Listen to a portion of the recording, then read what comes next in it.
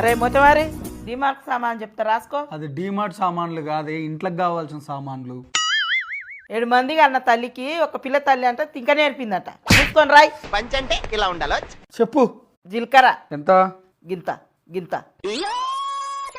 గింత గంత అంటే ఇయ్యరు, ఎంత కావాలో అంత చెప్పు. ఓ షటాకేసుకో, ఓ షటాకేసుకో. ఎన్ని గ్రాములు కావాలో అన్ని గ్రాములు చెప్పు. ఓ 50 కిలోలు వేసుకో. నువ్వేమన్నా దుకాణం పెడుతున్నావే, అవి కిలోలు కాదు గ్రాములు. అదే వేసుకో. నెక్స్ట్ ఆవాలు ఎంత?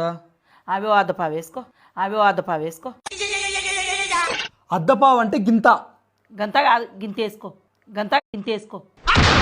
మళ్ళీ పంచ్. గింతనేలే, ఎన్ని గ్రాములో చెప్పు. 100 గ్రాములు వేసుకో. అట్లా చెప్పు. తర్వాత టాయిలెట్ టాయిలెట్ పోయిరాపు. టాయిలెట్ కాదురా, దోమలు వస్తే చచ్చిపోతాయి చూడు, గది గది. అది టాయిలెట్ కాదు, ఆల్ అవుట్. ఇంకా ఒక లిప్టిక్ దే. నువ్వెప్పటి నుంచి లిప్స్టిక్ పెట్టుకుంటున్నావే? వాషింగ్ మిషన్ లేచి లిప్టిక్. అది లిప్స్టిక్ కాదు, లిక్విడ్. నీకు ఇందాకనే చెప్పిన తింక నేర్పకని. నేనేం తింక నేర్పుతలే, నువ్వే నాకు తిక్కలు చెప్తున్నావు. చక్క చెప్పు. ఓ పోరడా. పోరడా? ఆడేవాడు? ముఖానేకేస్తున్న పౌడర్ రా. ఈ పోరడా కాదు, పౌడర్.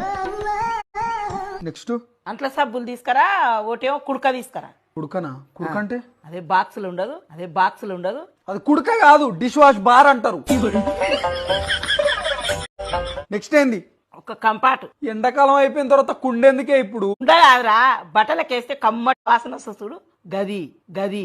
అది కంఫర్ట్ కాదే, కంఫర్ట్. నీకోదండ, నీ సామాన్ల కోదండ, నేను రాయను పో. లచ్చలు లచ్చలు వచ్చి చదివించినాం కదా, నీకు సామాన్ రాయనికి శాతనైతే లేదు.